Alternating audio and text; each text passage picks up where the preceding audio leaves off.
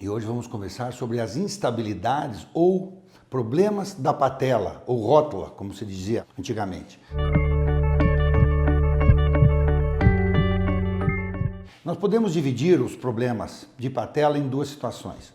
Os pacientes que têm dor e os pacientes que têm instabilidade. O que é instabilidade? Que a sua patela sai fora do seu lugar, no seu eixo normal, quando se dobra o joelho. Os pacientes com dor, geralmente são pacientes de qualquer idade, claro, que estão muito relacionadas à sobrecarga, à repetição, seja de exercícios, seja da academia, de crossfit ou algum tipo de atividades. Muitos desses pacientes, eles nos chegam com queixa de dor no seu joelho, principalmente na atividade física.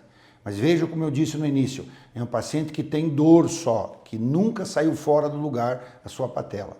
Esse paciente nós manejamos com um tipo de tratamento e os pacientes que têm instabilidade nós vamos para outro tipo de tratamento. Então os pacientes de dor anterior no joelho, que muitas vezes está acompanhado de lesão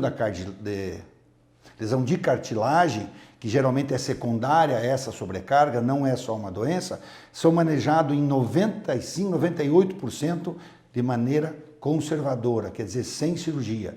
Eles são manejados com fisioterapia, com reabilitação e muitas vezes com mudança na sua atividade física, no seu esporte.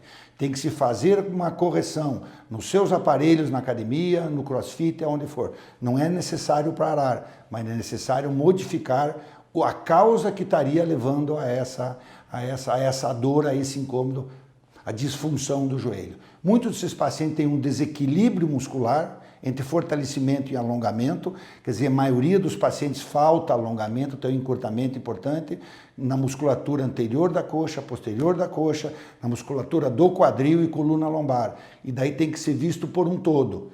E este por um todo é visto normalmente por um fisioterapeuta que vai fazer uma análise completa e que vai fazer esse tratamento. Fez esse tratamento conservador com o fisioterapeuta, depois ele é encaminhado para voltar aos seus exercícios com um educador físico e cuidar tendo essas alterações e essas mudanças que a gente fez. Com resultados satisfatórios na grande maioria dos pacientes e com necessidade de cirurgia excepcional nesses pacientes com dor somente no joelho. Já os pacientes com instabilidade da patela, essa é uma situação que se traz de berço, geralmente é genética. Existe uma história de 40% de pais que tinham problema de instabilidade patelar, os seus filhos vão ter, e principalmente as meninas. Então são algumas alterações morfológicas que existem, musculares e ósseas no joelho, que na adolescência que vai acabar aparecendo a instabilidade da patela. Ou seja, a primeira vez que sua patela saiu do lugar, o paciente sentiu alguma insegurança no seu joelho. Esse é um modelo de joelho plástico. Nós temos o fêmur, a tíbia e a patela, os ligamentos e os meniscos, especificamente no tema de hoje, que é a instabilidade patelar, que é a excursão da patela, como vocês observam aqui, teria que ser no meio do joelho, centrada. E quando temos a instabilidade, esse movimento vai acontecer o seguinte, a patela vai deslocar para o lado lateral, e em alguns casos, inclusive, luxando, quer dizer, saindo fora total. Aqui se observa um movimento anormal da patela, ó, vindo e luxando para a sua parte lateral. Geralmente isso acontece com traumas mínimos, que a gente chama, que esse trauma mínimo seria simplesmente dançando ou uma mudança brusca de direção e você sente alguma coisa no seu joelho. Isso é um sinal de instabilidade da patela e, como eu já disse, nos adolescentes ou nos adultos jovens. Isso aí nós fazemos o exame físico, a história do paciente, o exame físico, já nos leva a uma suspeita que esse paciente tenha instabilidade patelar. E alguns pacientes nos chegam dizendo, minha patela, doutor, esse osso da frente saiu e foi parar lá fora. Que às vezes reduz espontaneamente ou muitas vezes tem que ir ao hospital para fazer a redução dessa patela.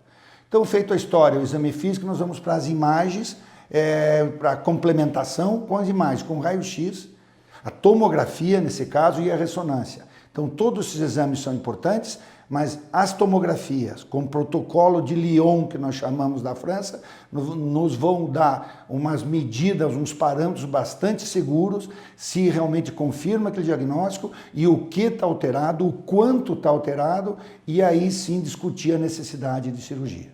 Nesses pacientes com instabilidade de patela, quando acontece a primeira vez, nós também optamos por um tratamento conservador, com reeducação muscular, na tentativa de se evitar uma cirurgia. Mas muitos desses pacientes apresentam essas alterações de musculares ou ósseas, como eu disse, e que eles acabam tendo luxações repetitivas da patela. E sendo assim, a única opção que sobra é a cirurgia. Uma cirurgia que tem resultados bastante gratificantes em termos de luxação, quando se opera em pessoas mais jovens que não têm lesão de cartilagem ainda, os resultados em termos de não luxar mais sua patela e dor são muito interessantes, acima de 95%. Quando operamos pacientes com luxação de patela em idades mais avançadas, que já a sua patela saiu fora em torno de 8, 10, 12 vezes, isso com certeza terá lesão de cartilagem. Nós conseguimos corrigir a instabilidade para não luxar, mas muitas vezes a dor não se resolve totalmente. Mas sempre assim melhora significativamente sua qualidade de vida, do dia a dia e até para o esporte. Se gostou do nosso vídeo, veja o nosso site www.institutofux.com.br, nossas mídias sociais no Instagram e no Facebook, ou marque uma consulta com o nosso especialista para tirarmos suas dúvidas e poder ajudá-lo de alguma maneira. Obrigado.